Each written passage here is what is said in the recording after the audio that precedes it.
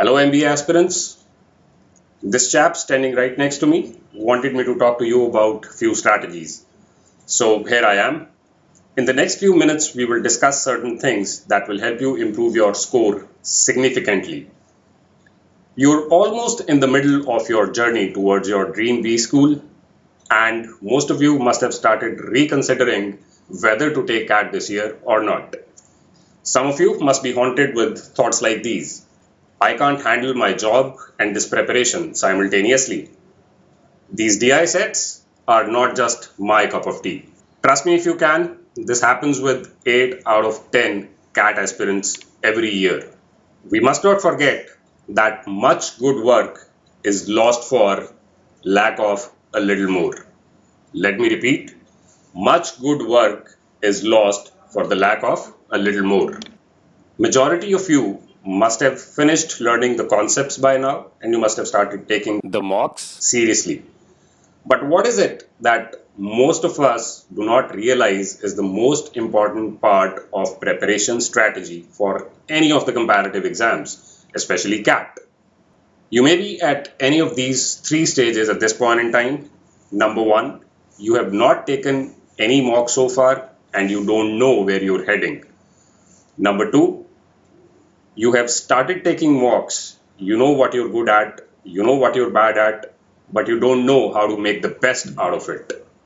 Number three, you've done fairly well in a couple of mocks, but the biggest challenge at this time is of consistent performance and moving from 95 percentile to 99 percentile.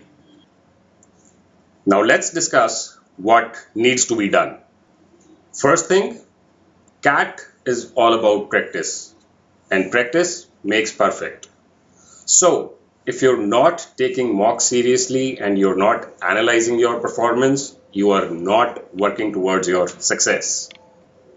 Worst, if you have not taken a single mock yet, it's like I am giving gyan to the foremost authority on procrastination.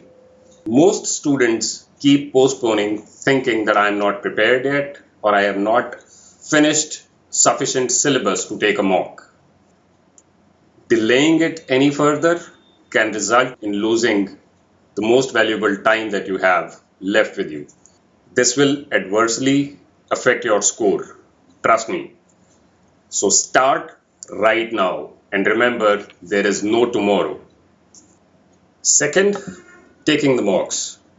The moment you start a section, pick the questions wisely which need to be attempted first. For example, if you are a commerce student and you find a passage on economy, that should be attempted first. In case of DI and quant, look at the question. If it seems doable, attempt it. If it seems doable with a little extra effort, mark it for review and move to the next one.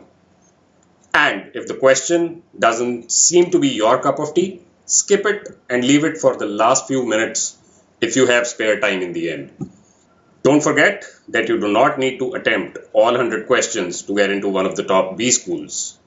It'll be like hitting each ball blindly without even realizing what the baller is thinking. Next is analyzing your mocks. Once you've finished the test, you should analyze it thoroughly and religiously. There is no time constraint, so spend as much time as you want to. Solve every question and compare your answer with the given solution. If, even after looking at the given solution, you cannot figure out anything, let's leave it to your fortune and do not try to attempt such questions in the next test. Check if you can eliminate any option looking at the logic. Check if approximation works to get to the right option. Cumulative analysis of all the mocks that you have taken so far will help you understand what topics you're good at and what topics you cannot handle. So while taking the next test, pick your strong areas first. Also, while checking your cumulative analysis, keep this in mind that your highest score and lowest score is not the real reflection of your performance. More accurate figure to look at will be the average percentile and the median percentile. To conclude, I'll just share a few facts about Mount Everest with you. Yes, Mount Everest.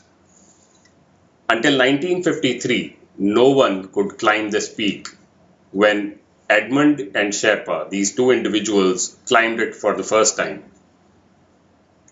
In the next few years, a 76 years old man from Nepal, a 10 years old British kid, and a young girl who was a volleyball player and lost one of her legs in a train accident made it to that highest mountain peak.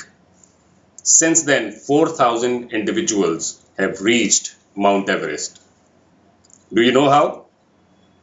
It's only because Edmund and Sherpa made it look possible. So, all I want to say in the end is, it always seems impossible until it is done.